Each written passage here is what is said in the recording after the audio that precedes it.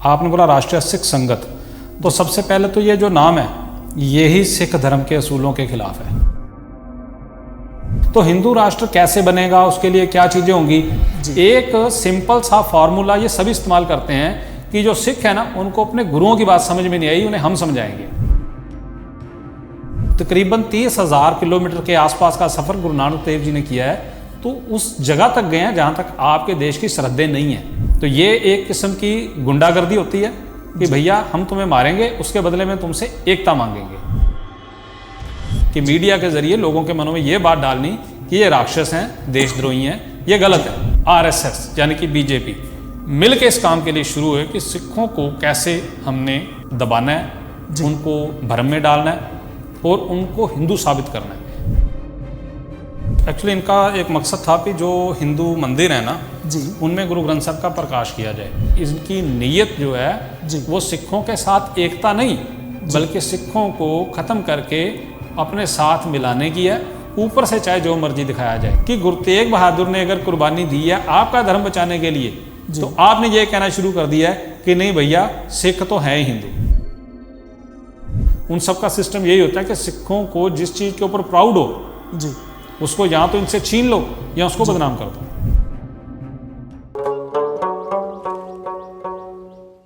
वाहिगुरु जी का खालसा, वाहिगुरु जी की फतेह। सिक्खी अनप्लग्ड देख रहे हमारे सारे दर्शकों का मैं अमनप्रीत सिंह स्वागत करता हूं आज के हमारे इस नए एपिसोड के अंदर।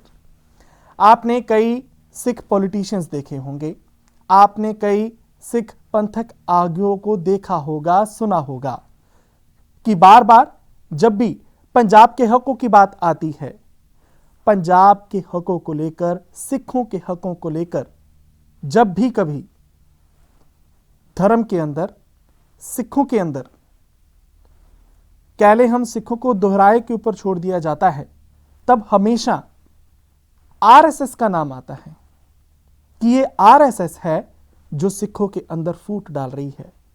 ये आरएसएस है जिसके पीछे केंद्र छुपी हुई है।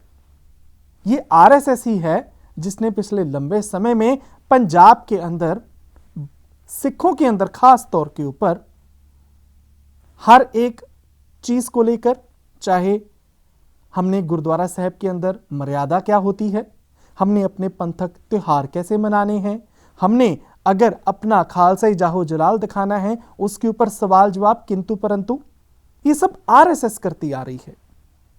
हमारे कई दर्शक होंगे जो इस आरएसएस को जोड़ते होंगे जो नागपुर से चलती है। हम अपने दर्शकों को बताना चाहते हैं, जहां एक भारत के अंदर हिंदू धर्म के लोग, एक भाईचारा जो आरएसएस चलाता है, हम उसकी बात नहीं कर रहे। जबरन बनाई गई या हालातों को देखकर बनाई गई आरएसएस की बात कर रहे हैं। राष्ट्रीय सिख संगत की यहां पे बात कर रहे हैं। राष्ट्रीय सिख संगत, यह संस्था क्या काम करती है, कैसे बड़ी गिनती के अंदर सिख इस संस्था के ऊपर सवाल उठाते हैं, इस संस्था के ऊपर श्री अकाल तख्त साहिब ने आज तक क्या कुछ अपनी तरफ से कार्रवाई की है, और ये जो संस्था है ये अभी भी निरंतर बड़ी गिनती के अंदर सिखों के ऊपर अपनी पकड़ या कह ले अपना रोब, या बड़ी गिनती में सिखों को साथ लेकर अपने कार्यक्रम करती है। केंद्र के साथ मिलकर ये आरोप लगते रहे, लेकिन आज हम आपको बताएंगे कि आरएसएस आई कहां से, क्या हालात थे और क्यों इसको पैदा करने की जरूरत पड़ी। आज के इस प्रोग्राम के अंदर हमारे साथ जुड़ेंगे हमारे खास सहयोगी दिल्ली से। हमारी कोशिश रहती है कि जब भी हम ऐसे प्रोग्राम करें, तब हम आपके साथ जिस समय बात करेंगे, तब हम ऐसे किसी शख्स को साथ लेकर आएंगे जो हमेशा आपके लिए बात जो करेगा, आपके साथ जो विचार विमर्श करेगा, तब उनके पास सबूत भी होंगे, फैक्ट्स के साथ बात होगी सिक्खी अनप्लग्ड पे। दिल्ली से हमारे साथ जुड़े हैं हरविंदर सिंह जी भोला, उनका स्वागत करते हैं। सिंह साहब, वाहिगुरु जी का खालसा, वाहिगुरु जी की फतेह। वाहिगुरु जी का खालसा, वाहिगुरु जी की फतेह जी। प्यार से हम इनको भोला पाजी कहते हैं क्योंकि दिल्ली के अंदर अच्छी इनकी पकड़ है, ना सिर्फ पंथक मसलों को लेकर, बल्कि जब भी कभी भी सिखों से जुड़ा हुआ मसला होता है, तब ये बेबाकी से अपनी बात रखते हैं, सवाल करते हैं, चाहे वो सरकार हो, प्रशासन हो, चाहे हमारे ही सिख धर्म के पॉलिटिशियंस हों। भोला पाजी हमारे साथ जुड़े हुए हैं। हरविंदर सिंह जी, आपसे ये जानना चाहेंगे कि राष्ट्रीय सिख संगत है क्या और कब इसको सिखों के ऊपर थोप दिया गया, ये थोड़ा आप जरूर बताएं। जी, स्वागत है सभी दर्शकों का।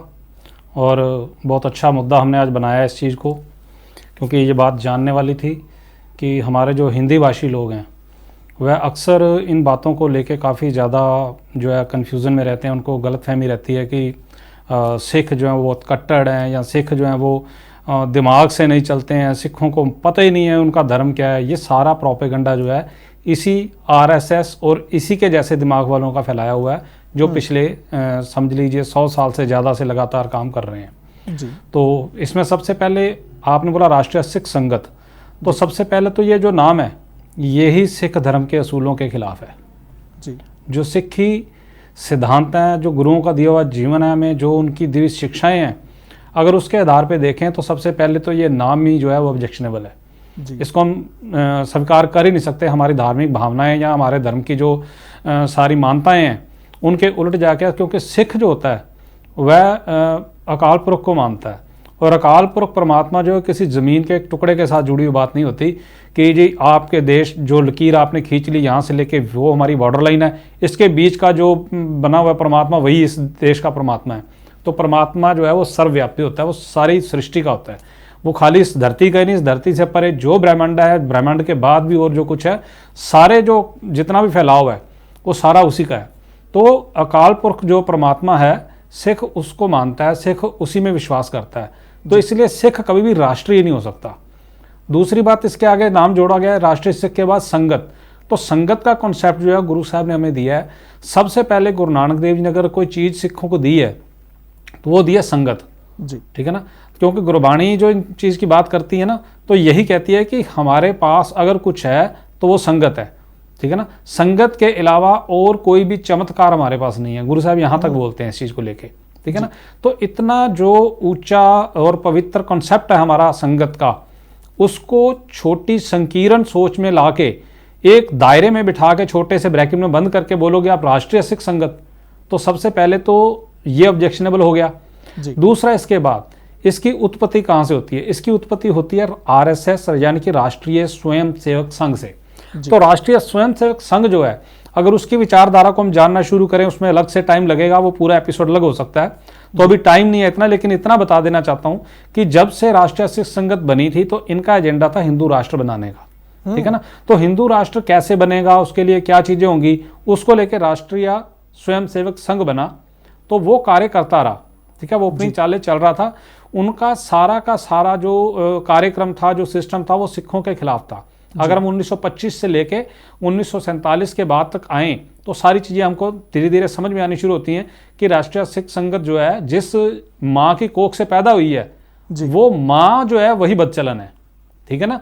तो बदचलन वर्ड इसलिए यूज किया है यहाँ पे कि उनकी बद का मतलब होता है बुराई, तो उनकी जो चाल है वो बुरी है, ठीक है ना, वो बदचलन है। तो वो किसी भी जो अल्पसंख्यक समुदाय है, चाहे वो कोई भी हो, या क्रिश्चियन ले लो, मुसलमान लगा लो, या जो दलित वगैरह हैं, उनमें से किसी को बर्दाश्त नहीं करती। वो जो ब्राह्मण सुपरमेसी है ना उसी में बिलीव करते हैं, चाहे उनके गोल वर्कर हो, चाहे उनके बाकी सब, उनकी जो लिखते हैं जैसे बंच ऑफ थॉट है उनका, उसमें भी आप देखोगे तो यही चीजें मिलेंगी। तो इसका मतलब ये है कि जिस माँ की कोख से ये पैदा हुई है संतान, उसी का असर इस पे है।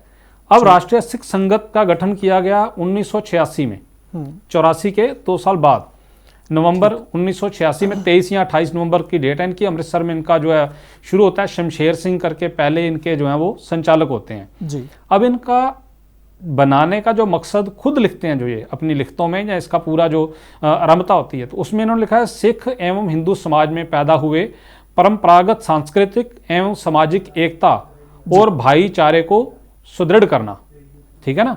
अब ये चीजें जो हैं ये सिक्खी में नहीं आती।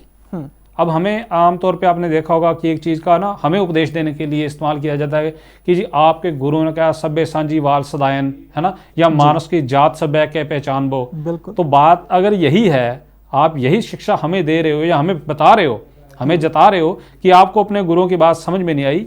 अच्छा, इसमें ना एक बात और समझने वाली है। एक सिंपल सा फॉर्मूला ये सभी इस्तेमाल करते हैं कि जो सिख है ना, उनको अपने गुरुओं की बात समझ में नहीं आई, उन्हें हम समझाएंगे।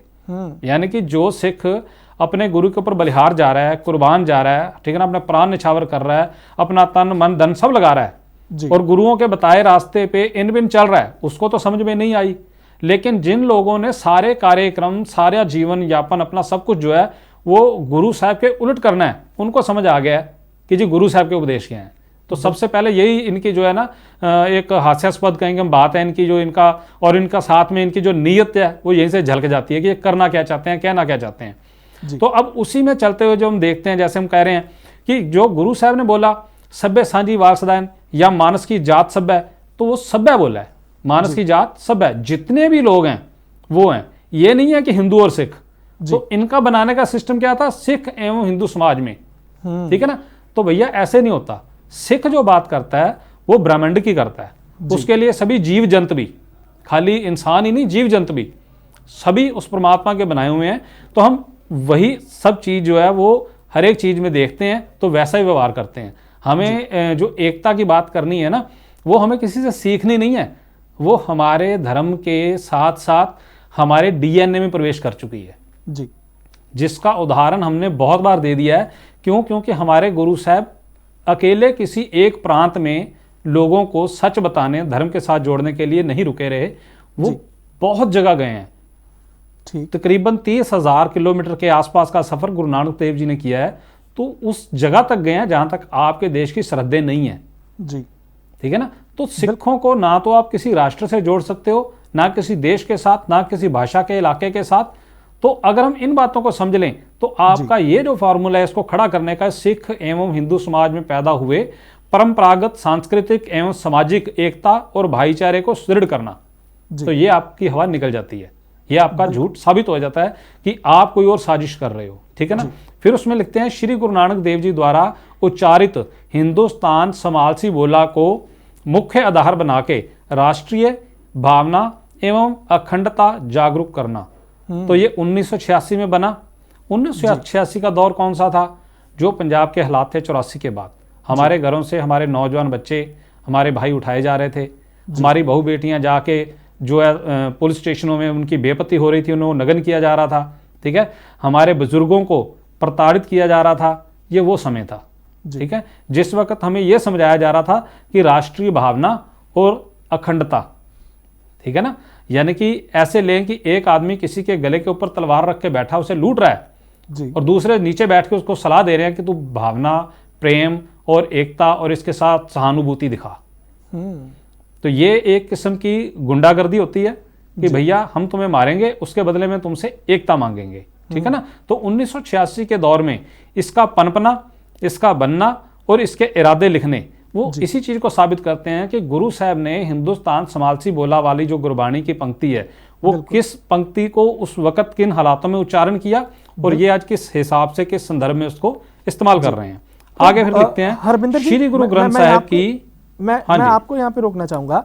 तो आपने अब तक जितना हमारे दर्शकों को बताया कि जब भी आरएसएस ने साल 1986 के अंदर राष्ट्रीय सिख संगत को बनाया, तब सिखों के धार्मिक ग्रंथ गुरु ग्रंथ साहिब में से ही गुरबाणी की कुछ तुकों को ऐसा आधार बनाया गया कि सिखों के ऊपर ये प्रभाव डाला जाए कि आपका गुरु ही कह रहा है कि एक साथ मिलकर रहो और हिंदू सिख भाई भाई हैं, और आपका ही गुरु हिंदुस्तान की बात कर रहा है। ये प्रभाव डालने की कोशिश की गई और इसी को आधार बनाया गया। कुछ क्लॉज में से ये एक क्लॉज रहा होगा। बिल्कुल बिल्कुल, इनका मकसद है कि जो सिख हैं उनको भी, जो मतलब सिख धार्मिक रीति रिवाज कह लो या धार्मिक मान्यताओं से टूट चुके हैं, गुरबाणी के साथ नहीं जुड़े हुए, एक आम साधारण सिख, एक तो उसको जो है गलतफहमी होगी, उसको भर में डाला जाएगा। दूसरा जो गैर सिख है, ठीक है ना, उसको ये एहसास दिलाया जाएगा कि पंजाब में जो लोग अपना जो है अपनी जान हथेली पे रख के अपने धर्म के लिए, अपने हकों के लिए लड़ रहे हैं, वो गलत है, ठीक है ना। तो उनको गलत साबित करना है, तो उसके लिए सबसे पहले एक ऐसा नैरेटिव बनाया जाएगा कि भैया ये जो है ना, जो अपने गुरुओं के खिलाफ चल रहे हैं, इनके गुरु ऐसा नहीं करते। अब जैसे आपने देखा होगा, कल परसों एक कार्टून फोटो थी वो वायरल हो रही थी, जिसमें गुरु नानक देव जी जो हैं वो दिखाए हैं कि एक पुलिस वाले को उठा रहे हैं नीचे से और एक निहंग जो है तलवार लेके भागता हुआ आ रहा है बाणे में। तो ये क्या मैसेज था कि गुरु नानक तो उनको गले लगाना चाहता है लेकिन आप तलवार लेके उनको मार रहे हो। तो ये जो चीजें होती हैं, ये नैरेटिव सेट करना होता है कि आम सिख अपने में दोष देखे, अपने को दोषी मान के अपने ऊपर जो है शर्म महसूस करे, और जो गैर सिख है वो इस चीज को लेके नफरत की तरफ आ जाए कि भैया ये बंदे जो हैं ये बहुत गलत हैं, ये अपने गुरुओं के बताए रास्ते से उल्ट चल रहे हैं, इसलिए इनको मारना कोई भी पाप नहीं है, कोई गुनाह नहीं है, कोई गलती नहीं है। 1984 का जो भी भयानक हमने देखा सब कुछ, कत्लेआम जो हमारे साथ जेनोसाइड हुआ, वो इसी की उपज थी, इसी भावना की कि मीडिया के जरिए लोगों के मनों में ये बात डालनी कि ये राक्षस हैं, देशद्रोही हैं, ये गलत हैं। ठीक है ना। तो इसी तरह आगे चल के उसी में लिखा है श्री गुरु ग्रंथ साहिब की वाणी का प्रचार प्रसार करना। ठीक है। सरबत के भले की कामना रखने वाली सेवा कार्य करने, तो सामने रख के सेवा कार्य करने। ठीक है। तो इसका मकसद क्या है कि ये बात कागज पे लिखी गई है, सिर्फ राष्ट्रीय सिख संगत बनाते वक्त ये इंप्लीमेंट नहीं होगी, क्योंकि ना तो इनके पास सरबत के भले का अकल, समझ या नीयत है, ना ही इनका कोई ऐसा इरादा है। ठीक है। और दूसरा, गुरु ग्रंथ साहब की वाणी, उसका इन्होंने प्रचार प्रसार करना है, लेकिन अपने चश्मे के साथ, अपने एंगल के साथ, कि जो मतलब हम चाहते हैं वो निकालेंगे, वो लोगों को देंगे।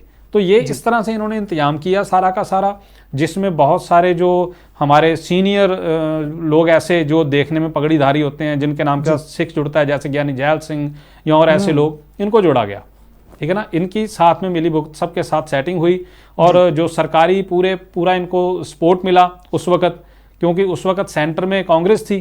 तो कांग्रेस और आरएसएस यानी कि बीजेपी मिल के इस काम के लिए शुरू हुए कि सिखों को कैसे हमने दबाना है, उनको भ्रम में डालना है और उनको हिंदू साबित करना है। क्योंकि जब हम इनके लिखतों की बात करते हैं, जैसे एक इनका विद्वान हुआ है राजेंद्र सिंह निराला, ठीक है जी, कहने में वो सिख है लेकिन उसमें सिखों वाली कोई बात नहीं है। ठीक है। वो जो अपनी चीजें लिखता है उसमें क्या लिखता है कि सिख हिंदू हैं जी। ठीक है ना। उसकी जो किताब है उसका है हम हिंदू हैं। ठीक। तो जिसमें उसने इस तरह की सारी चीजें लिखी हुई हैं। अब इनका धीरे धीरे क्या काम शुरू हो जाता है कि हमने इस चीज को लाना कैसे है। जैसे इन्होंने अपने इतिहास संकलन बोर्ड बनाया कि जी इससे इतिहास को दोबारा लिखा जाएगा। कुछ समय पहले दिल्ली के गुरु तेग बहादुर कॉलेज में आरएसएस का एक प्रोग्राम था। ठीक है ना। उस प्रोग्राम में इन लोगों ने एक स्टॉल लगाया था किताबों का, वहां से हम किताबें लेके भी आए। तो उसके ऊपर जो चीजें हैं, जो लिखा हुआ है, जो सब कुछ है, उसमें हमारे ही चैनल के ऊपर बैठ के जो अपने हमारे भूतपूर्व चेयरमैन रहे हैं उसके अपना माइनॉरिटी के त्रिलोचन सिंह, उनके साथ हमारे स्टूडियो में बैठ के जब बात हुई तो उन्होंने बोला जी हाँ वो किताब मैंने उनको दिखाई, तो बोले ये किताब मैं आपके लिए लेके भी आया हूँ। तो मैंने कहा अच्छी बात है। तो मैंने कहा ये इसमें जो प्रीफेस आपने लिखा हुआ है, इसमें लिखा हुआ है कि गुरु तेग बहादुर भारतीय संस्कृति के संरक्षक थे। कहते हाँ जी लिखा हुआ है, ये किताब का शीर्षक है यही। तो मैं ये आपने इसका जो लिखा हुआ है सबसे पहले प्रीफेस, तो भूमिका ये आपने लिखी है? कहते हैं हाँ जी मैंने लिखी है। तो मैं कहा इसका मतलब आप सहमत हैं कि गुरु तेग बहादुर भारतीय संस्कृति के संरक्षक थे? और जब मैंने सवाल किए तो कहते नहीं नहीं नहीं नहीं ये मैंने नहीं लिखा। मैं कहा इसमें नाम तो आपका लिखा हुआ है त्रिलोचन सिंह। कहते नहीं ये प्रोफेसर मनजीत सिंह ने लिखा हुआ है जिनकी किताब है। तो मैं कहा आपका सिर्फ नाम छपा है? कहते हैं हाँ मेरा सिर्फ नाम छपा है। ऑन रिकॉर्ड हमारे चैनल से ये चीज टेलीकास्ट हुई है, यहीं बैठ के उनकी डिबेट हुई थी। ठीक है। तो फिर वो बीच में छोड़ के भाग गए थे इस चीज को। यानी कि इनमें से जो कहे जाने वाले बुद्धिजीवी हैं, जो बहुत अक्लमंद लोग हैं, उनके पास भी कोई तथ्य नहीं है, कोई उनके पास सबूत ऐसे नहीं है कि वो बैठ के बात कर सकें। सिर्फ एक अनगढ़ झूठ तैयार करना, उसको प्रचारना प्रसारना, बहुत बड़ी गिनती में किताबें छाप के बांट देना, जो हमारे पास सारे सबूत पड़े हुए हैं कि कैसे कैसे किस किस ढंग से ये अलग अलग टाइम पे प्रोग्राम करते रहते हैं। जी बिल्कुल। हमने ये तो देखा कि जो आधार बनाया गया साल 1984 के बाद, जिस तरीके से पंजाब और दिल्ली के अंदर हालात पैदा हुए, भारत के अंदर रहने वाले सिखों ने सवाल खड़े करने शुरू किए सरकार के खिलाफ। तो उसके बाद आरएसएस ने राष्ट्रीय सिख संगत ये संस्था बनाकर सिखों को अपने साथ जोड़ने, सिखों को हम कह लें कि हिंदू धर्म के अंदर मिलाने की जो कोशिश की, इसके पीछे मंतव्य क्या रहा होगा? क्या सिखों की धारणा, सिखों की आइडियोलॉजी जो है उसके ऊपर चोट मारने की कोशिश की गई राष्ट्रीय सिख संगत बना के? मेन मकसद क्या रहा होगा इस इस जथेबंदी को, इस संस्था को पैदा करने के पीछे? इनकी जो इन्होंने राष्ट्रीय सिख संगत बनाई है ना, उसके बाद उसके लिए जो कार्यक्रम तैयार किया मैं आपको वो बताता हूँ। कहता है इस प्रोग्राम के लिए जो चीज़ें चाहिए सक्रिय इकाई के लिए, जिसकी नियमित मासिक बैठक विधिवत परंपरा से होती हो, जिसके कार्यकर्ता परिवार सहित नियमित मिलते हों व नियमित मासिक गुरुमत सत्संग करते हों, न्यूनतम एक सेवा कार्य अपनी योजना से खड़ा किया हो या किसी चल रहे सेवा प्रकल्प में नियमित भागीदारी करते हों, वर्ष में न्यूनतम एक बार भव्य प्रगट कार्यक्रम कर उससे समाज के प्रमुख प्रभावी व्यक्तियों को जोड़ते हों तथा उन्हें संगठन के निकट लाने में प्रयासरत हों, न्यूनतम कम से कम एक गुरुपर्व मनाते हों जी, न्यूनतम किसी महापुरुष गुरु ग्रंथ साहिब में आए भक्तों के जन्मदिन आदि पिछड़ी बस्तियों में मनाते हों, कार्यकर्ताओं का प्रत्येक वर्ष स्थानीय स्तर पर प्रशिक्षण वर्ग, अभ्यास वर्ग आयोजित करते हों। हमारी कोशिश यही है कि इन सारी चीज़ों को दर्शकों को इसलिए बताएं क्योंकि हमारे दर्शक जिस तरीके से आरएसएस को देखते हैं उसी तरीके से राष्ट्रीय सिख संगत को देखते हैं। वो सोचते हैं कि नेशनल लेवल के ऊपर अगर हिंदुओं की एक जथेबंदी है तो नेशनल लेवल के ऊपर अगर सिखों की कोई जथेबंदी है वो आरएसएस ही है। क्योंकि सिखों के अंदर ये बात डाल दी गई है हरबिंदर जी कि ये दोनों जथेबंदी अलग हैं, हाँ जी, अलग तरीके से काम कर रही हैं और पीछे से सरकार या मंत्री संतरियों का किसी तरीके से इनके ऊपर कोई प्रभाव नहीं है। इसलिए हम आपसे समझना चाह रहे थे कि इनका मेन मकसद क्या था, इसको पैदा करके ये चाहते क्या थे कि आने वाले 5-10 सालों के अंदर ये सिखों के ऊपर अपनी कैसी पकड़ बना सके। एक्चुअली इनका एक मकसद था कि जो हिंदू मंदिर है ना जी, उनमें गुरु ग्रंथ साहब का प्रकाश किया जाए और जो गुरुद्वारे हैं उनमें जो हिंदू देवी देवता हैं उनके दिन जैसे अपना दिवाली या उसके अलावा आप कह सकते हैं अपना रामनवमी, शिवरात्रि या और ऐसे प्रोग्राम जो है उनका आयोजन जो है गुरुद्वारों में किया जाए और मंदिरों में ऐसे प्रोग्राम जो है गुरु साहब के दिन मनाने हो या कुछ हो वो जो हैं वो मंदिरों में किए जाएं। तो देखने में बाहरी तौर पर ये लगेगा एकता, प्यार, सद्भावना कि जी देखो कितनी अच्छी बात कर रहे हैं वो, लेकिन अगर हम इसको जब तक सिख धर्म की उसके सिद्धांत को नहीं समझेंगे, सिक्खी को नहीं जानेंगे तो हमें पता नहीं चलेगा कि ये हमला है या प्यार है।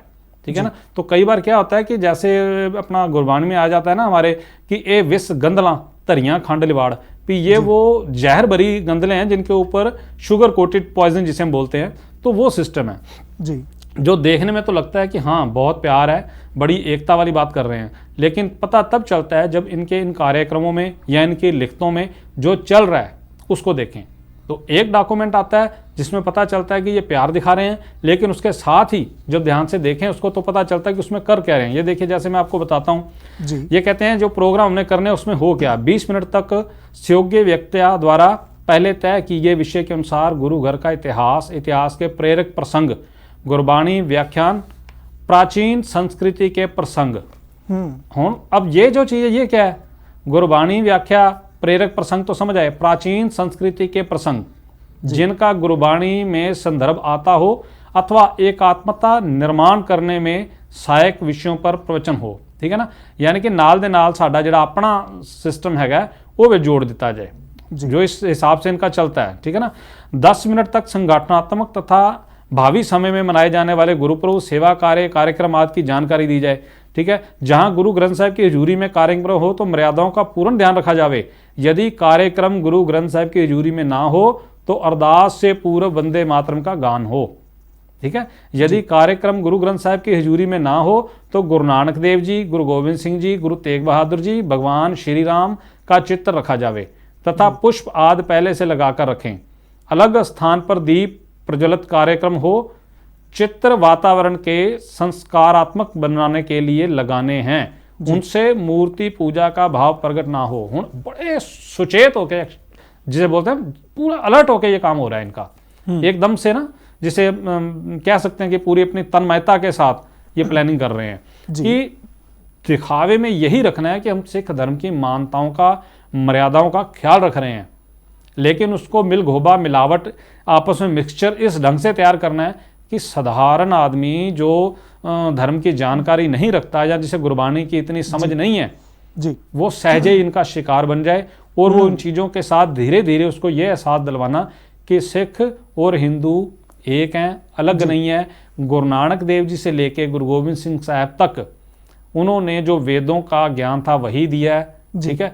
जो उन्होंने हिंदू धर्म की रक्षा करनी थी, हिंदू धर्म खतरे में था, इसके लिए खालसा पंथ बनाया है जी। तो ये जो सारा प्रोपेगेंडा इनका बना हुआ था, जिस ढंग से ये चीज़ चल रही थी, वो एक ही तरफ इशारा कर रही थी कि इनकी नीयत जो है जी। वो सिखों के साथ एकता नहीं बल्कि सिखों को खत्म करके अपने साथ मिलाने की है, ऊपर से चाहे जो मर्जी दिखाया जाए। बिल्कुल हरविंदर जी, हमने ये तो समझा कि आरएसएस का, अगर आरएसएस का जो इसको पैदा किया गया एक मोटिव से, इसके ऊपर जो उन्होंने चीजें रखी कि कैसे कैसे लोगों के साथ रीच करनी है, कैसे लोगों को अपने साथ जोड़ना है, जोड़ने के बाद उनको अपने साथ बनाए कैसे रखना है, ये हम जानना चाहेंगे कि इसका सबसे ज्यादा प्रभाव किन किन इलाकों में देखने को मिला।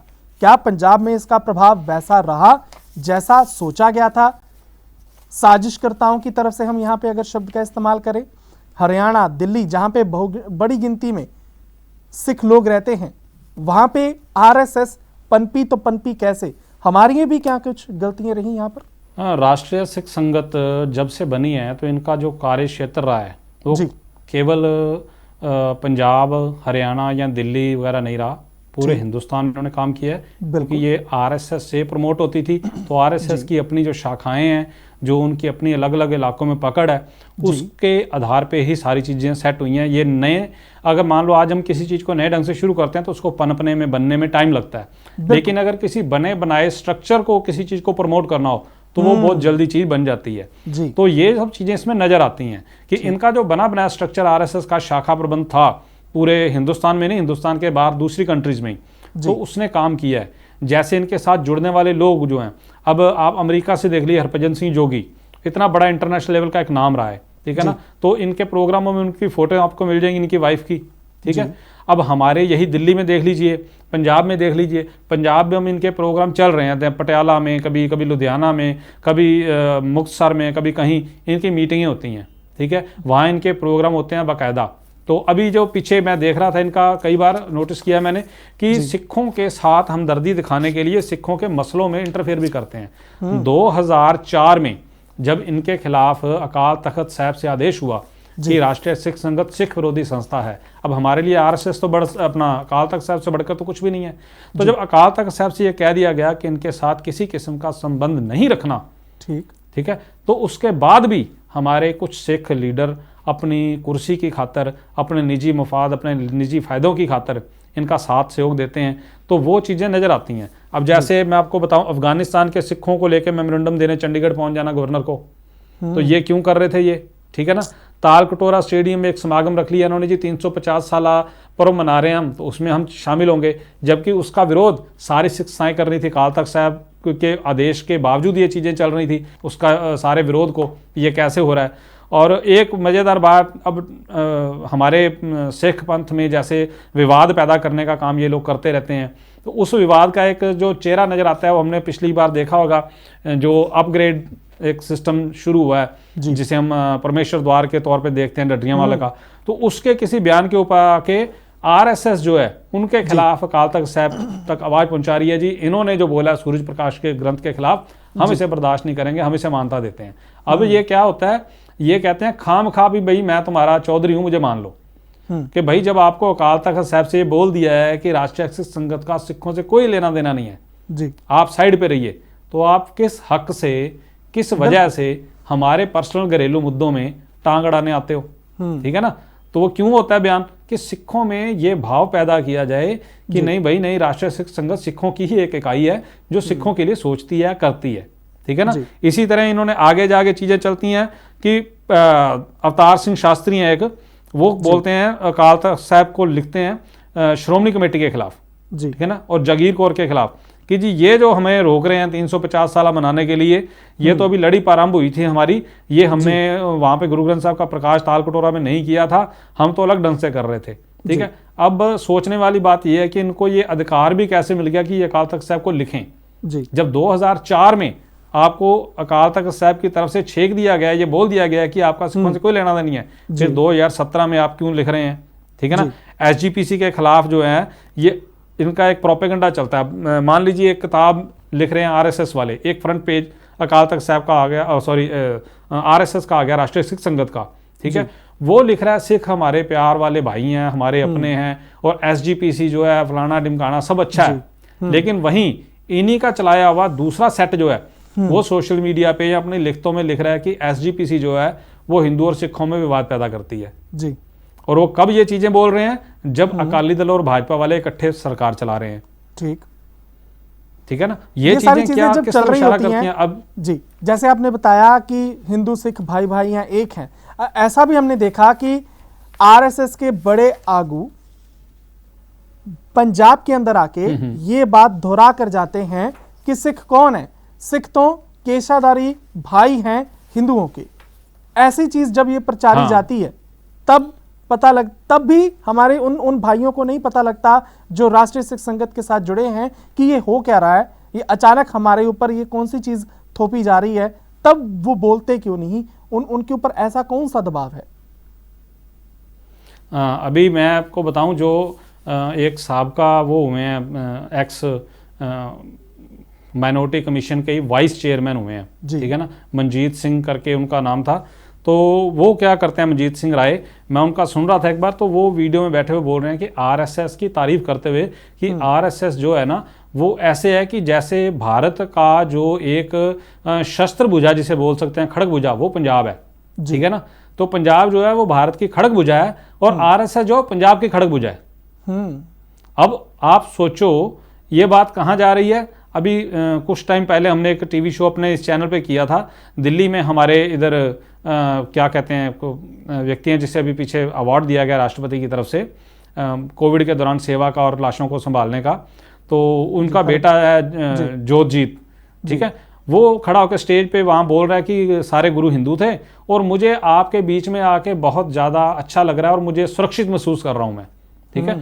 अब ये जो चीज़ें हैं ये कहाँ जा रही हैं, आप मान करते हो, प्राउड करते हो कि भैया हम लोग बहादुर कौम में से आते हैं, दुनिया मानती है, हमें किसी से मानता लेनी नहीं है, ना ही अपने मुंह या मुट्ठू बनना है, लेकिन ये दुनिया मानती है। हमारा जैसे बोलता है पूरा इतिहास कि भैया हमारा क्या सिस्टम रहा है, लेकिन यहाँ क्या साबित किया जा रहा है, एक पगड़ीधारी सिख जो आरएसएस के साथ जुड़ा हुआ है, राष्ट्रीय सिख संगत के मंच से बैठ के जो अल्पसंख्यक आयोग जो है उसका वाइस चेयरमैन रह चुका है, वो बैठ के वहां बोल रहा है कि जो पंजाब है वो भारत की खड़ग भुजा है और जो आरएसएस है वो पंजाब की खड़ग भुजा है। यानी कि पंजाब किसके दम पे है, आरएसएस के। उसके लिए उदाहरण क्या दे रहा है कि जब 47 का बंटवारा हुआ, चारों तरफ अफरा तफरी मची हुई थी, तो हरमंदर साहिब की सुरक्षा जो है आरएसएस ने करी थी जी, बलवइयों से, हमलावरों से, ठीक है। ये सारा नैरेटिव किस आधार पे, उस वक्त की किसी अखबार में कोई छोटी सी खबर लगवा दी गई कि आरएसएस जो है उन्होंने स्वर्ण मंदिर की रक्षा करी, ठीक है। अब ना उसकी वेरिफिकेशन हुई, खबर कहाँ थी कैसे नहीं, जैसे भी राम मंदिर वाले इशू में हुआ कि कब की एफआईआर थी, किसने लिखवाई थी, हुआ था नहीं हुआ था, आज उसको आधार बना दिया सुप्रीम कोर्ट में कि जी देखो जी ये ऐसा है। तो आरएसएस का जो मतलब था, जैसे मैं अभी बता रहा था राष्ट्रीय सिख संगत, उसमें ये भी था कि हमको गुरु नानक देव जी से लेके गुरु गोविंद सिंह साहब तक उनको अयोध्या के साथ जोड़ना है, ठीक है ना। अयोध्या में हमने गुरुद्वारे का निर्माण भी करना है कि जी गुरु साहब यहाँ आए थे, ये उनके उसमें था। राष्ट्रीय सिख संगत का जो इन्होंने शुरुआत की, उसमें जो टारगेट अपने इन्होंने बनाए थे उसमें था, ठीक है ना। अब इसी तरह से ये चलते चलते धीरे धीरे जब शुरू हुए तो इन्होंने गुरुपुरब मनाने, गुरुपुरब में अपना प्रचार करना, अब इन लिटरेचर के ऊपर पैसे लगाने, इतना लिटरेचर छपवाया इन्होंने, इतना लिटरेचर छपवाया अलग अलग, और सिख स्कूलों में जाके प्रश्नोत्तरी का जो है प्रोग्राम करना, जहाँ पे अपनी तरफ से तैयार किए हुए प्रश्न और साथ में दिए हुए उनके उत्तर जो हैं उनको बताना। तो उसके ऊपर हमने पंजाबी में पूरा प्रोग्राम चैनल के ऊपर किया हुआ है 4-5 साल पहले का, जिसमें सारी चीज़ें हैं इस चीज़ को लेके कि कैसे वो उस चीज़ को चलाते हैं, ठीक है ना। फिर इनकी किताबें आती हैं संगत संसार के नाम से, ठीक है ना। अब उसमें जो चीज़ें चलती हैं वो अलग से एक मैटर है, ठीक है। अब जैसे मान लो कलेक्शन का मामला आ जाएगा इनका कि पैसे इकट्ठे करने होते हैं, तो भी ये सिखों से पैसे भी इकट्ठे करते हैं, यानी कि हमसे ही पैसा इकट्ठा करना होता है इन्होंने। तो सिख स्वरूप वाले चेहरे इनको चाहिए, साथ के साथ इन्होंने जो हमारा इतिहास बिगाड़ के पेश करना है उसके लिए भी इनको पूरा जोर लगना है। उसमें सरकार इनके सहयोग देती है, स्थानीय प्रशासन, केंद्रीय प्रशासन, ये सारे के सारे पूरी तरह से इनके साथ इन्वॉल्व होकर उस सारे काम को अंजाम देना शुरू कर देते हैं। बिल्कुल।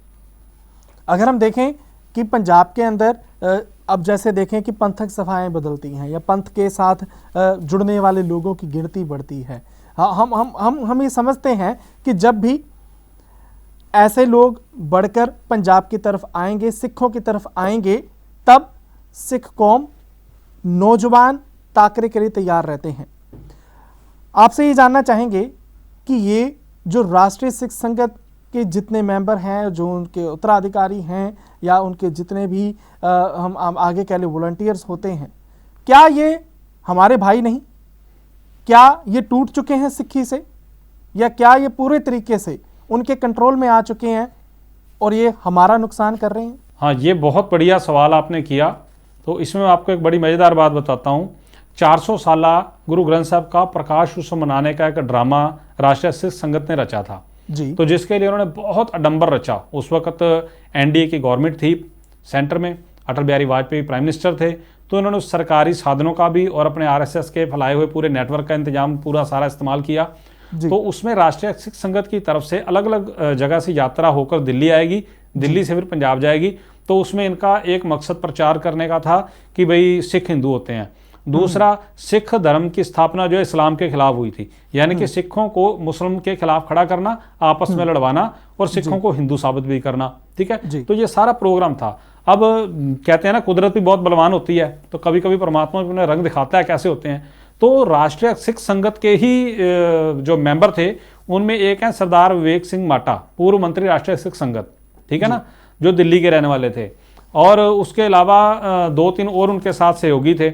तो इन सब के ना अंतरात्मा ने आवाज़ दी, भैया ये जो कर रहे हैं ना ये गलत है जी। तो इन लोगों ने उसका खिलाफत करी और उस चीज़ को लेकर उस सिख संस्थाओं से संबंधित जो चीज़ें थी, जो इंसान थे, उनसे बात करी भी ऐसे ऐसे ये प्रोग्राम रच रहे हैं।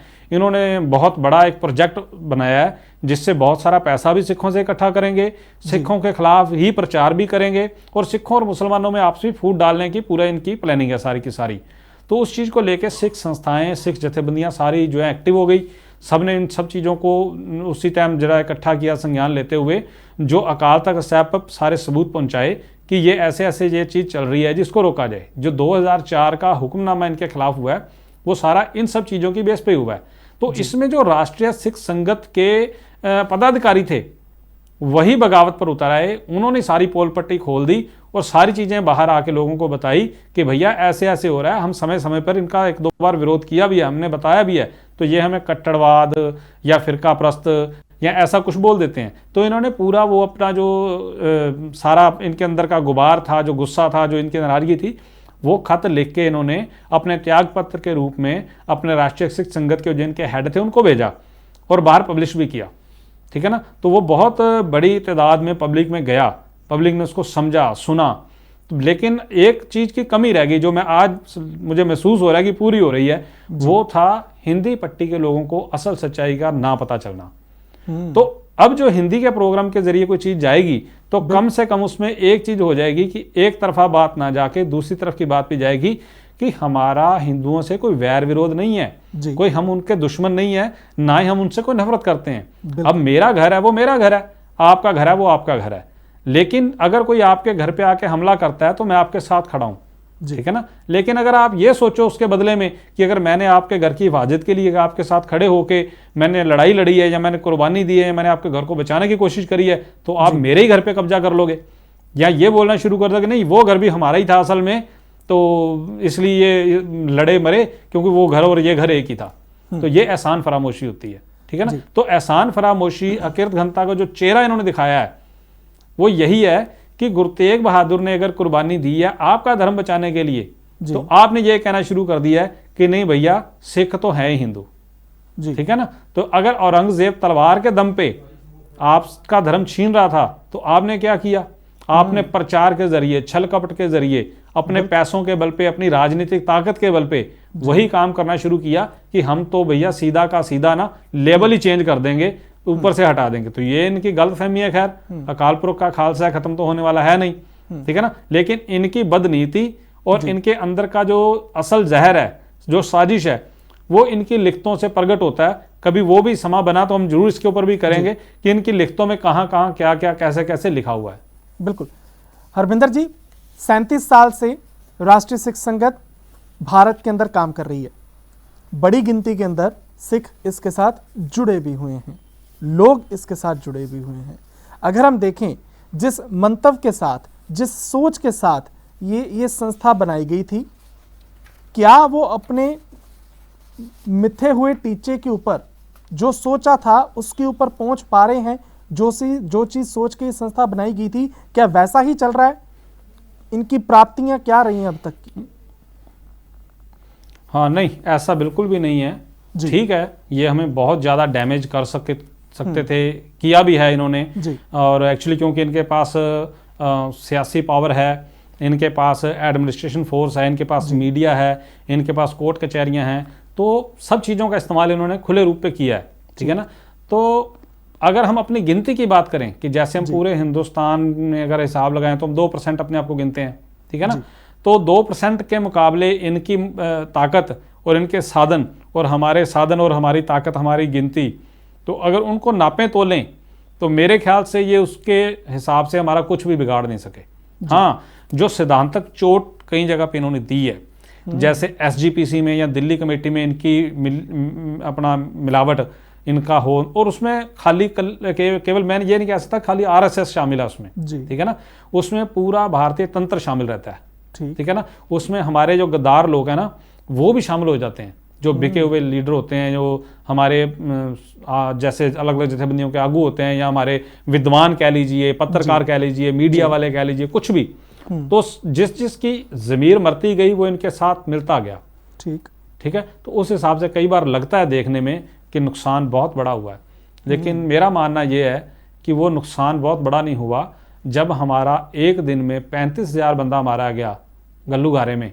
तो हमारे लीडरों ने शाम को अरदास करके ये बोला था कि जो खोट है ना वो झड़ गई है, तख्त खालसा रह गया।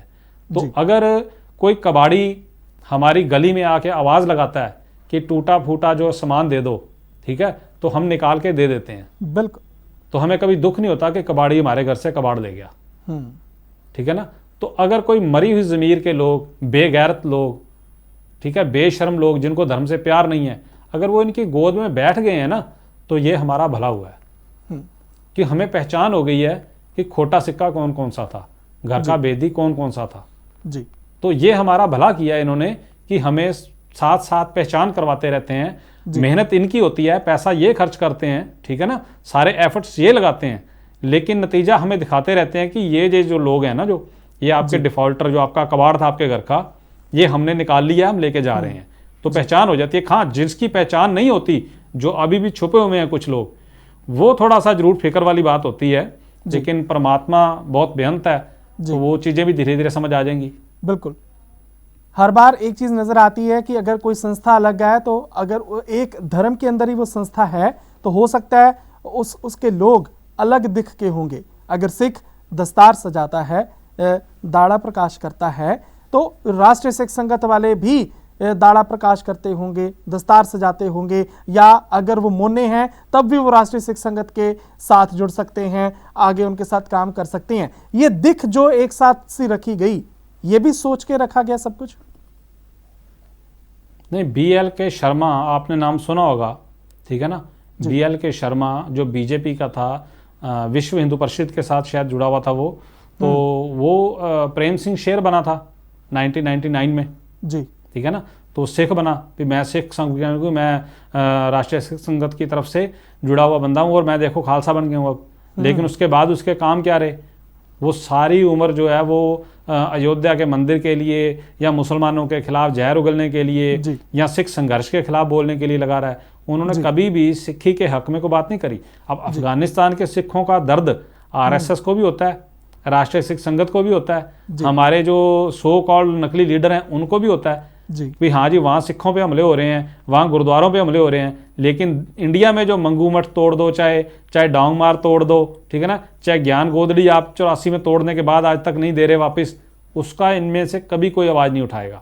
ठीक है ना। सिखों के हक में बंदी सिख हैं, क्या कभी राष्ट्रीय सिख संघ ने आवाज़ उठाई कि उनको छोड़ दो? नहीं उठाएंगे। क्यों नहीं उठाएंगे? क्योंकि इनका प्यार ही बहुत है सिखों के साथ। इनकी जो कहते हैं 9 मास का रिश्ता है हमारा, हम भाई हैं आपस में। लेकिन यही लोग प्रज्ञा ठाकुर जो है उसको छुड़ाने पे खुश हो जाते हैं। ठीक है। यही लोग गुजरात के दंगों में वो बिल्किस बानू के जो कातिल हैं उनके छूटने पे खुशी मनाते हैं। यही जो लोग हैं कर्ण पुरोहित के छूटने पे, सीमानंद के छूटने पे खुशी मनाते हैं। तो ये जो सिस्टम है, ये जो नजर आने वाली चीजें हैं, यही बता देते हैं स्पष्ट करके, सिर्फ देखने वाली आंख चाहिए या अंदर की ईमानदारी। जो चाहे हिंदू हो, चाहे वो सिख हो, चाहे किसी भी धर्म से हो, अगर उसके अंदर ईमानदारी है तो अपने सामने बीत रही हर एक चीज को अगर ध्यान से देखे तो उसको स्पष्ट समझ में आ जाता है कि भैया ये साजिश है, ये चाल है, सिखों को बदनाम किया जा रहा है, ठीक है, सिखों के खिलाफ काम किया जा रहा है और खुद को सिखों का हमदर्द साबित किया जा रहा है। लेकिन मकसद सिखों को खत्म करना, उनका जेनोसाइड, उनकी नस्लकुशी करनी है, चाहे उसके लिए जिस्मानी हमले हो, चाहे सिद्धांतक हमले हों, चाहे उनके जो बने हुए हमारे जितने भी इंस्टीट्यूशंस हैं उनके बीच में बंदे डाल के उसको किसी भी ढंग से डैमेज करना हो। अब अकाली दल हमारा एक ऐसा, जिसे हम बोल सकते हैं कि हमारे लिए एक ऐसी संस्था थी जो सबसे ऊपर एक किस्म से मानी जाती थी, अकाली दल, कि जिसके नाम से लोग कहते थे इलाके में कि हमारे इलाके में अकाली रहता है कोई, ठीक है ना। और आज किसी को अकाली बोलो तो वो गाली हो गई। ये सब किसने किया? हम बोलेंगे जी जो अकाली लीडर थे गलत करप्ट थे, सिर्फ उन्हीं का कसूर है। बिल्कुल नहीं। आरएसएस की गेम ऐसी चलती है और जो हमारे बाकी इनके साथ जुड़ी हुई चीजें हैं उन सब का सिस्टम यही होता है कि सिखों को जिस चीज के ऊपर प्राउड हो जी, उसको या तो इनसे छीन लो या उसको बदनाम कर दो।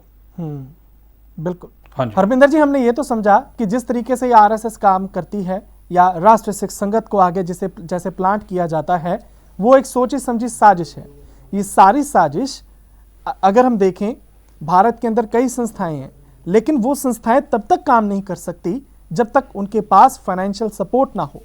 अगर सिख आरएसएस को सपोर्ट नहीं करते, यानी कि राष्ट्रीय सिख संगत को सपोर्ट नहीं करते, तो ये इनको फंड आता कहां से है कि ये पूर्ण तरीके से लगे हुए हैं और लगातार 37 साल से निरंतर अपने एजेंडे को पूरा करने की फिराक में है। ये फंड कहां से आता है? बिल्कुल बढ़िया बात है जी। जैसे किसान मोर्चा पंजाब से लेके पूरे हिंदुस्तान से होता हुआ दिल्ली की जो है बॉर्डर लाइंस पर बैठा रहा, तो उस वक्त इनका जो गोदी मीडिया था वो दिन रात यही शोर मचाता रहा जी, कनाडा से पैसा आ रहा है, पाकिस्तान से आ रहा है, या ऐसा ही जो है इनको प्रमोट कर रही है। तो सोचने वाली बात तो ये भी है कि आप इतने इतने बड़े कार्य कर रहे हो, इतनी बड़ी साजिशें रच रहे हो, तो आपको पैसा कहाँ से आता है, ठीक है ना। तो एक मैं आपको बताता हूँ, इनका एक प्रोग्राम मेरे आप सामने पड़ा हुआ है, जिसमें इन्होंने एक प्रोग्राम लिखा है। जो प्रोग्राम इनका बनता है कि हिंदुस्तान की संस्कृत की विरासत के चानन मीनार, माँ गंगा, हरिद्वार महाकुंभ, ठीक है।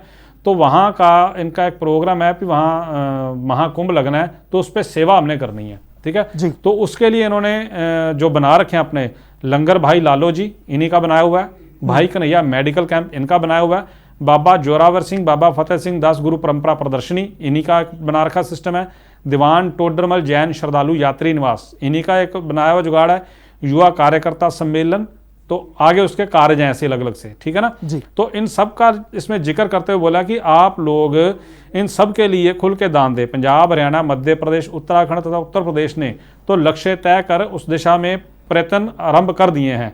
माँ गंगा, हरिद्वार महाकुंभ के सेवा कार्यों का अनुमानित बजट 25 लाख रुपए है, ठीक है ना। तो अब उसके लिए पैसा इकट्ठा करना है, तो लोगों को अपील की जा रही है कि आप उसके लिए पैसा दें। अंततः आप भी इस पवित्र कार्य की संपन्नता में अपने प्रमुख सहयोगियों के साथ बैठकर इस कार्य की महानता के अनुसार अपना लक्ष्य तय कर केंद्र को भी सूचित करें, यानी कि जो इनका सेंट्रल सिस्टम है उसको बताएं कि आप कैसे पैसा कितना इकट्ठा कर रहे हो, आपका टारगेट क्या होगा, ठीक है ना। इस दिशा में सबको जुटा दें। सेवा निधि प्राप्त करने के लिए रसीद पुस्तकें सरदार जसवीर सिंह, साथ में उनका फोन नंबर देके से तुरंत प्राप्त करने की व्यवस्था बनाएं तथा उनसे सीधी अकाउंट में राशि भेजने के लिए अकाउंट नंबर प्राप्त करें, ठीक है ना। तो इस ढंग से ये अपनी रसीद बुक्स जो हैं, जो अपने इनके जोनल बने होते हैं सारे इंचार्ज, उनके पास भेज देते हैं। तो इलाके के जो सिख हैं, जो नॉर्मल सिख रहते हैं, जिनको नहीं पता इनके बारे में, उनसे अब मान लो पर्ची लेके आपके इलाके का कोई जो जाना माना व्यक्ति होगा कोई भी, वो आपको बोले जी लंगर भाई लालो जी के नाम से ना पर्ची कटवा दो, आप कटवा दोगे। कोई बोले भाई कन्हैया मेडिकल कैंप के नाम से पर्ची कटवा दो, आप तो कटवा लोगे, क्योंकि आपको क्या, आपको लगेगा भैया भाई कन्हैया तो हमारे हैं। अब आपको बोलेंगे दीवान टोडरमल जैन श्रद्धालु यात्री निवास की तरफ से पर्ची कटवा दो, आप कटवा दोगे। तो ऐसे करते हैं, ये सिखों का पैसा सिखों के खिलाफ खर्च करने का एक तो प्रयत्न करते हैं। दूसरा, जो सरकारी फंड मिलते हैं, जो एनजीओ को मिलने होते हैं, वो इन्होंने बहुत सारे इस ढंग से एनजीओ बना के वहां से, क्योंकि सरकार अपनी है तो वहां से पैसा भी इनको आ जाता है, तो दूसरा, जब प्रोग्राम चलता है, जैसे इन्होंने हजूर साहब में पीछे प्रोग्राम किया, उसके फोटोज वगैरह हैं हमारे पास, वो हम नेक्स्ट टाइम करेंगे उसके ऊपर भी अगर कभी मौका मिला तो उसमें हजूर साहब के बिल्कुल बाहर गेट नंबर 3 के सामने इन्होंने अपना कैंप लगा लिया, नाम लिख दिया भाई लालो लंगर सेवा समिति, और वहां पे इन्होंने काम शुरू कर दिया। अब वहां पैसा, जैसे हमारे सिखों की आदत है, वो जैसे ही देखते हैं भी लंगर चल रहा है, गुरु के नाम पे चल रहा है, हम लोग 10-10 किलो 20-20 किलो आटा ही दे देंगे और कुछ नहीं, तो ठीक है ना। तो जो जाएगा बोलेगा चल यार गोलक में मैं भी डालता हुआ जाता है, 500 रुपये 200 रुपये डाल दूं। तो उस ढंग से इन्होंने काम शुरू किया, और खुद लिखते हैं कि बहुत सारे लोग हमारे पास आए पैसा लेने के लिए, लेकिन हमने मना कर दिया कि हम पैसे नहीं लेते, हाँ अगर आपको सेवा करनी है तो आप रसद दे दो, ठीक है ना। तो अब इनका लग गया वहां ठप्पा और काम। मैं इसकी आपको एक और उदाहरण दे देता हूं। गुजरात में सन 2000 में भूचाल आया, बहुत तबाही हुई जी। दिल्ली से पंजाब एंड सिंध बैंक की एक टीम गई वहां लेके लोगों के लिए रिलीफ जी। तो वो जो ट्रक लेके वहां पहुंचे जब, तो जिस जगह वो गए वहां कुछ संगी वगैरह खड़े थे। ये 2002 के दंगों से पहले की बात है, 2 साल। तो जहर इनका देखो कहाँ खड़ा है। तो वहां पे ये वो ट्रक लेके गए, तो उन्होंने रास्ता पूछा भी कहाँ से हम जाएं, किस तरफ जाएं, ज्यादा जान तो भाई वो हम रिलीफ लेकर आए हैं। तो जिस तरफ को उनका ट्रक का मुंह था उस तरफ से बंदा कहता है आप इस तरफ मत जाना, यहाँ तो मुसलमानों के गाँव है, ठीक है ना, आप दूसरी तरफ जाओ। अब वो लोग जो गाड़ी में बैठे हुए थे सारे वो अमृतधारी गुरसिख बंदे थे, सारे सुचेत थे। तो उन्होंने बोला भी इधर, इन्होंने मना किया हम इधर ही जाएंगे, यानी कि इस तरफ इन्होंने किसी और की मदद जाने नहीं दी होगी। तो उन बेचारों को मदद की ज्यादा जरूरत होगी जहां जाने नहीं दे रहे। दूसरी बात उन्होंने वहां जो नोटिस करी वो ये थी कि कोई ट्रक अगर आ रहा है रिलीफ लेके, तो ये वहां उसके ऊपर चढ़ते थे, अपना आरएस का झंडा लगाते थे और कहते थे चलो जी जाओ, और फोटो खींच लेते थे। यानी कि माल मालिकों का, मशहूरी कंपनी की, ठीक है, किसी का भी माल आ रहा है वहां ठप्पा लगा दो जी हम कर रहे हैं।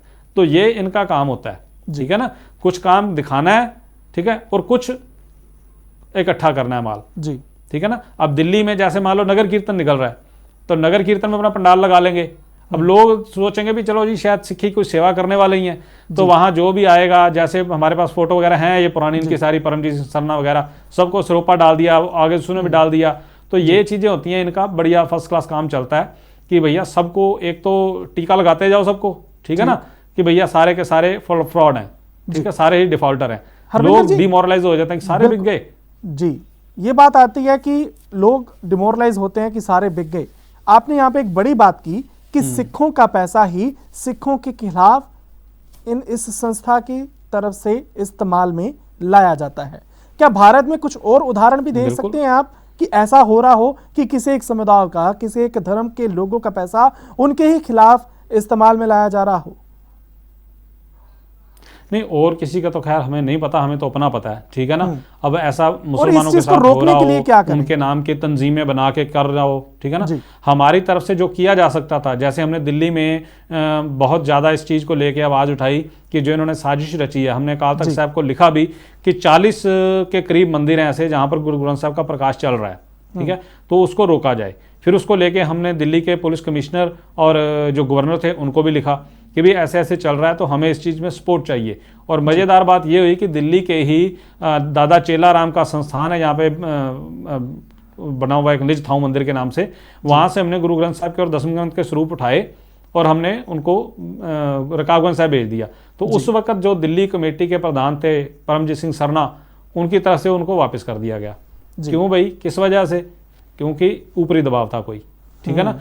तो अब वही दिल्ली गुरुद्वारा प्रबंधक कमेटी अब जिनके हाथ में है, जो लोग बैठे हुए हैं इस टाइम भी, वो इनके सारे काम करते हैं। कुछ पैसे ये ऐसे इकट्ठे करेंगे, कुछ पैसे सीधा उनसे ले लेंगे। जैसे पीछे इन्होंने दिन मनाया इधर तालकटोरा स्टेडियम में भाई लखी शाह बंजारा जी के नाम से, ठीक है। तो अब उस वक्त इन्होंने क्या किया, गुरुद्वारे के रिसोर्स इस्तेमाल किए, गुरुद्वारे के अंदर के जो चीज़ें हमारी चीज़ें थी सारी वहाँ रख के उन लोगों को जान, उन्होंने तम्बाकू बीड़ी सिगरेट सब इस्तेमाल किया, तो सारा कुछ हुआ ना वहाँ पे। और उसका जो इन्होंने निचोड़ निकाला, वो भाई लखी शाह बंजारा को सिखों में से उठा के अपनी गोद में बिठा लिया कि वो तो हमारे हैं, ठीक है ना। यही काम अब ये तैयारी इनकी चल रही है। लक्ष्मीकांता चावला के ट्विटर पे जाइए, चेक कीजिए कि वो पिछले 2 बार मैं देख चुका हूँ कि उन्होंने जो साहिबजादों को दूध पिलाने वाले बाबा मोतीराम मेहरा हैं, उनकी पोस्ट स्पेशल तौर पे शेयर करी है कि जी हमारा जो है ये अब उनको भी छीनना है। अब ये नहीं इतिहास में देखना कि उनके फादर कौन थे, अनंतपुर साहब में शहीद होने वाले कौन थे, वो सिंह थे, तो वो नहीं देखेंगे। प्रचार क्या करना है कि जो भी ऐसे कैरेक्टर आ रहे हैं बीच में, वो साबित करने हैं कि वही कैरेक्टर मेन थे, तो वो हिंदू थे जी। ठीक है ना। तो गुरुद्वारे का पैसा ऐसे निकाल लिया के तौर से निकाल लिया, और गुरुद्वारा कमेटियों में कब्जा करने की पूरी कोशिश। दिल्ली, पंजाब, हरियाणा, यूपी, मध्य प्रदेश, इन सब जगहों पे जो लोकल गुरुद्वारा कमेटियां हैं, उन कमेटियों में इनकी इन्वॉल्वमेंट है ठीक है ना। जिस जिस गुरुद्वारे की संगत सुचेत है, वहाँ की कमेटी सुचेत है, वो अकाल तख्त साहब से जुड़ी हुई है, या वो सिख इतिहास, सिख और सिख जो चल रहे संघर्ष हैं, चीज़ों से उनसे जुड़े हुए हैं, वो ऐसा नहीं होने देते ठीक है। हमारे दिल्ली में 2 बार 3 बार हो चुका है ऐसा कि इन्होंने अपने बंदे डालने की कोशिश करी बीजेपी के नकली सिखों को, तो वहाँ क्लेश हुआ बहुत ज़बरदस्त, तो उन चीज़ों को रोका गया। लेकिन जहाँ जहाँ इनका सिस्टम है, वहाँ से फिर वो पैसे निकलते हैं किसी न किसी रूप में, किसी न किसी ढंग से, तो इनकी संस्थाओं को, इनकी चीज़ों को जाते हैं। और जो बड़े व्यापारी हैं, जिनको अपने फ़ायदे लेने हैं, कोई ना कोई चीज़ें सरकार से लेनी है, वो भी इनको इनके हिसाब से चलते हैं। तो पैसे की इनके पास कोई कमी नहीं है जी, खुला पैसा है इनके पास, पैसे की कमी नहीं है। लेकिन वही पैसा जो आ रहा है वो सिखों के जेब से ही आ रहा है। सिखों की कृत कमाई का पैसा सिखों के खिलाफ कैसे इस्तेमाल में आ रहा है, कुछ उदाहरण यहाँ पे दिए भी गए हैं पूरे प्रोग्राम के अंदर, जो दर्शकों ने सुना। बचे कैसे हरविंदर जी? सारी कोशिशें राष्ट्रीय सिख संगत की हर बार कभी कभार आध बिचकार, कभी कभार पूर्ण तरीके से सफल होती हुई नजर भी आती हैं। लेकिन अगर किसी एक सिख को आप जागरूक करना चाहें, इन चीज़ों से दूर, इन चीज़ों से बचना चाहें और इन चीज़ों के खिलाफ बोलने की सिख कोशिश करे, जुर्त करे, उसके लिए कैसे अवेयर करें, कैसे इस चीज़ की जागरूकता लाएं? सबसे पहले तो हमें पता होना चाहिए कि मसला है क्या जी, ठीक है। कि ये लोग कौन है, उसकी जानकारी हमें ज़्यादा से ज़्यादा देनी चाहिए। सोशल मीडिया का दौर है आजकल, और बहुत कुछ सोशल मीडिया पे पड़ा भी हुआ है ठीक है ना। जो हमारे लोकल गुरुद्वारे हैं, उनके ऊपर हमको नज़र रखनी चाहिए। वहाँ की कमेटियाँ कैसी हैं, वो किन पार्टियों के साथ जुड़ी हुई हैं, उसमें जो व्यक्ति आ रहे हैं वो उनकी बैकग्राउंड क्या है ठीक है। ये बात बहुत समझने वाली है कि कहीं वो किसी सरकारी इंस्टीट्यूशन से रिटायर आदमी तो नहीं है, क्योंकि जो आदमी 20 साल 25 साल सरकार की रोटियां तोड़ चुका है ठीक है ना, उसकी हड्डियों में कुछ ना कुछ असर रह जाता है उसका, तो वो अपनी वफादारी निभाता है उस तरफ को ठीक है ना। अगर कोई व्यक्ति चंद रोज पहले से ही अचानक उसमें कोई आया है चमत्कार, वो जी कृपान पहन के जी दाढ़ी खुली करके गुरुद्वारे आना शुरू हो गया है, तो उसके लिए सुचेत होना चाहिए लोगों को कि ये आ क्यों रहा है, इसके पीछे इसका मकसद क्या है। अगर कोई, देखिए सबको वेलकम है, बहुत सारे आपने देखा होगा किसान मोर्चे के बाद बहुत सारे लोगों पे प्रभाव पड़ा, बहुत सारे जो हिंदू लोग थे, बहुत सारे चेहरे सामने आए जो सिख बन गए ठीक है ना। तो उनको सिक्खी अच्छी लगी, उन्होंने सिक्खी के बारे में जाना नज़दीक होके, तो ये तो होता है अच्छा। लेकिन बहुत सारे लोग, जैसे मैंने BLK शर्मा के बारे में बताया, ऐसे बहुत सारे लोग होते हैं जो नकली होते हैं ठीक है ना, उनसे सुचेत रहने की जरूरत है। तो सबसे मेन जो चीज़ है वो है हमारा धर्म कहता क्या है, हमारी संस्कृति, हमारा धर्म, हमारा विचार, हमारे गुरु साहबान बाणी, सिख रैत मर्यादा, हमारे जो रैतनामे हैं ठीक है, जो हमारे धार्मिक और हमारे ऐतिहासिक स्रोत हैं, वो क्या कहते हैं, उनको समझना ठीक है ना। तो ये ज़रूरी है पहला, ताकि जब तक हम लोग जानते ही नहीं हैं तो कोई भी आके कुछ भी कह सकता है। अगर कोई बच्चा अपने माँ बाप के बारे में नहीं जानता तो कोई भी उसका मालिक बन जाएगा, आके बोल देगा कि मैं तेरा माँ बाप हूँ ठीक है ना। लेकिन अगर हम सुचेत करेंगे अपने घर में अपने बच्चों को, इसके लिए इनका एक बहुत लंबा प्रोग्राम है, वो भी कभी टाइम लगा तो करेंगे कि RSS के एजेंडे क्या थे। ये तो राष्ट्रीय सिख संगत की बात हुई ना, RSS के एजेंडे अल्पसंख्यक और दलितों के लिए क्या थे ठीक है। उसमें मैं आपको सिर्फ छोटी सी एक बात करता हूँ कि उसमें एक चीज़ ये भी आती है कि इनकी जो महिलाएं हैं, जो इनकी लड़कियां हैं, उनको मिसगाइड किया जाए।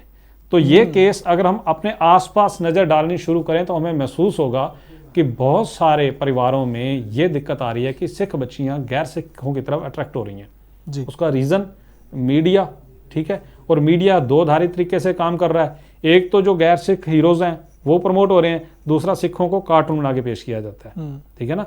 तो हमें चाहिए कि हम अपने जो हीरो हैं वो अपने बच्चों के सामने प्रेजेंट करें, अपने बच्चों को अपने इतिहास, अपनी परंपरा के साथ खुद जोड़ें। क्योंकि अगर आप एक बात की फिक्र करते हो कि मुझे अपने बच्चे को अच्छी डाइट देनी है ठीक है, मुझे अपने बच्चे को अच्छा पढ़ाना है ठीक है, मुझे मेरे बच्चे को अच्छे कपड़े, अच्छी चीज़ें देनी है, जो सहूलतें मैं दे सकता हूँ, जितनी मेरी औकात है वो देनी है जी, तो बच्चे को गुरुद्वारे से या धर्म से जोड़ना भी तो हमारी जिम्मेवारी है ना। यहाँ आके हमारे लोग गलती करते हैं कि अभी बच्चा है, बड़ा होगा तो जान जाएगा, तो भैया फिर स्कूल भी मत भेजो। क्यों भेजते हो? जब बड़ा होगा चला जाएगा। बिल्कुल ठीक है ना। तो अगर हम बच्चे की बाकी विकास, जो उसकी संसारिक विकास है, उसकी तरफ देखते हैं, तो धार्मिक विकास की तरफ कौन देखेगा? वो भी हमारा फर्ज है। तो जब हम अपने घरों को, अपने परिवारों को अपनी जिम्मेवारी संभाल लेंगे, गुरु नानक साहब का एक चीज बन के आई, घर घर अंदर धर्मशाल। तो जब घर घर के अंदर ही गुरुद्वारा बनेगा, घर घर के अंदर गुरबानी को खुद संभालना शुरू करेंगे, तो मेरे ख्याल से बाहर का दुश्मन तब हमलावर होता है जब हमारा किला कमजोर हो जाता है। तो हमारा किला गुरबानी है, गुरु सिद्धांत है, गुरुद्वारे हैं। तो आज हमारे गुरुद्वारों में चल क्या रहा है, हमें ये देखना है। हमारा पैसा लग कहाँ रहा है, हमें ये देखना है। ठीक है ना। हम लंगरों के ऊपर पैसा, बहुत सारे लोग कहते हैं जी लंगरों के खिलाफ बोलना शुरू कर देते हैं। नहीं, लंगर हमारी बहुत जरूरी परंपरा है। आज विश्व में इसकी वजह से हमारा मान सम्मान बढ़ा है। ठीक है ना। तो ये परंपरा खत्म नहीं करनी, लेकिन इसके ऊपर कंट्रोल करना है हमें। गैर जरूरी लंगर हमें बंद करने चाहिए। ठीक है ना। हमें उसकी जगह साथ साथ अपने बच्चों को कैसे क्या चीज देनी है गुरुद्वारों में, उसकी तरफ ध्यान देना चाहिए। हमारे गुरुद्वारे के ग्रंथी, पाठी, कीर्तनीय, सेवादार, उनके बच्चे और वो खुद किन हालात में है, ये हमें देखना है। क्योंकि जब भी हम बात करेंगे, जैसे आपने पूछा सवाल कि इसका हल क्या है, ठीक है ना, तो हल एक ही है कि हमें हर उस कमजोरी की तरफ ध्यान देना है जो हमारे घर में है। ठीक है। हमें सबसे पहले अपने आप पे ये कंट्रोल लेके आना है कि हम जो आज इनकी तरफ से बीजे हुए बीज हैं, चाहे दसम ग्रंथ का इशू हो, कोई भी इशू हो, उसके ऊपर आपस में लड़ाई झगड़े बंद करने हैं। ठीक है। क्योंकि ये इनकी सोच है जी कि हमारे घर में ऐसे मुद्दे फेंक दो जिनका हल ना हो। बिल्कुल। और अपने घर में ऐसा मुद्दा पनपने भी ना दो। तो समझदार हमें बनना है, दुश्मन को नहीं। दुश्मन तो चाल चलेगा, हमें दुश्मन को नहीं रोकना है। दुश्मन जो चल रहा है ना, वो चलेगा, उसे रोकना अलग तरीके की बात है। लेकिन सबसे पहले हमें अपना घर खुद सेफ करना है। हमारे घर की कुंडी, हमारे घर के जंगले, ये हमें मजबूत करने हैं, बजाय कि पहले ये देखने की कि चोर क्या कर रहा है। ठीक है ना। चोर तो हमने नजर डाल दिया, आपने अपना पूरा प्रोग्राम कर दिया कि भैया चोर ये कर रहा है जी। ठीक है ना। तो अब हमें सियाने बनना है कि भैया करने वाले काम क्या हैं। अगर इसके बाद भी नहीं कर सके जी, तो फिर दोष चोर पे नहीं देना हमने। घर घर अंदर धर्मसाल, जो पंक्ति यहाँ पे गुरु ग्रंथ साहिब जी में से हरबिंदर सिंह जी ने दर्शकों को जो बताने की कोशिश की है कि जब तक घर घर के अंदर गुरुद्वारा जैसा माहौल, वैसे सिद्धांत, वो फलसफा नहीं पहुंचता, तब तक हम ये नहीं सोच सकते कि हम जागरूक होकर आगे बढ़ सकेंगे। हाँ, हम ये बात मानते हैं, हरविंदर जी ने ये भी कहा कि कोई तुम्हारे ऊपर अगर आके अटैक करे तो तुम्हारे साथ वो लोग ना खड़े हो जिनके लिए तुम कभी खड़े थे, तब महसूस होता है कि कुछ गलत हो रहा है। कोई लोग आके तुम्हारे ऊपर ऐसे धावा बोलें कि तुम्हारे धर्म को तुमसे अलग करने की कोशिश करें, तब जागरूक होने की ज़रूरत है। आस करते हैं हरविंदर जी, मैं मानता हूं कि ये विषय ऐसा नहीं था कि जिसको हम एक ही एपिसोड के अंदर सम अप कर दें, लेकिन वो हमारे दर्शक एक छोटी सी बात मैं और ऐड ऑन कर दूंगा यहाँ पे प्लीज, कि आम तौर पे एक बात कही जाती है कि अगर हमें ये हिंदू बोलते हैं तो हम कहते हैं हम हिंदू नहीं, तो उसका मतलब हिंदुओं से नफरत करते हैं, ये नहीं निकालना चाहिए। अगर कोई आपको ये बोले कि आप मुस्लिम हो, तो आप बोलो नहीं मैं मुस्लिम नहीं हूँ, तो उसका मतलब आप मुस्लिम से नफरत नहीं करते। अगर कोई मुझको ये बोले कि आप ज्यूस हो, मैं बोलूँ नहीं हूँ, या कोई मेरे को आगे बोले कि आप ईसाई हो, मैं बोलूँ नहीं हूँ, तो उसका मतलब मैं ईसाइयों से नफरत नहीं करता। ठीक है। मैं हिंदू नहीं हूँ क्योंकि मेरी अपनी आइडेंटिटी है, लेकिन मैं हिंदुओं से नफरत करता हूँ जी, उसका मतलब ये निकाल लेना, ये बेवकूफ़ी, मूर्खता है। और जो ये चीज पनपने के लिए माहौल तैयार कर रहे हैं, जो चीज प्रचार रहे हैं, वो साजिश करते हैं। असल में वही नहीं चाहते कि दो समुदाय आपस में आराम से रहें। ठीक है ना। तो वो आम हिंदुओं को ये बात समझनी पड़ेगी, सिखों को नहीं, ये बात हिंदुओं को समझनी पड़ेगी जी। धन्यवाद करते हैं हरविंदर सिंह जी, आपने अपना समय दिया। आने वाले दिनों के अंदर हमारी कोशिश है कि ना सिर्फ पंथक विषयों के ऊपर, जहाँ जहाँ पर भी सिखों को दोहराए के ऊपर लाके खड़ा कर दिया जाता है कि ये तुम्हारे लिए सही है और ये तुम्हारे लिए गलत, सही गलत नहीं, जो सिद्धांत कहते हैं उसके ऊपर बात करेंगे सिखी अनप्लग्ड प्रोग्राम के ऊपर। आपने अपना समय दिया, आपका धन्यवाद करते हैं। वाहिगुरु जी का खालसा, वाहिगुरु जी की फतेह। वाहिगुरु जी का खालसा, वाहिगुरु जी की फतेह।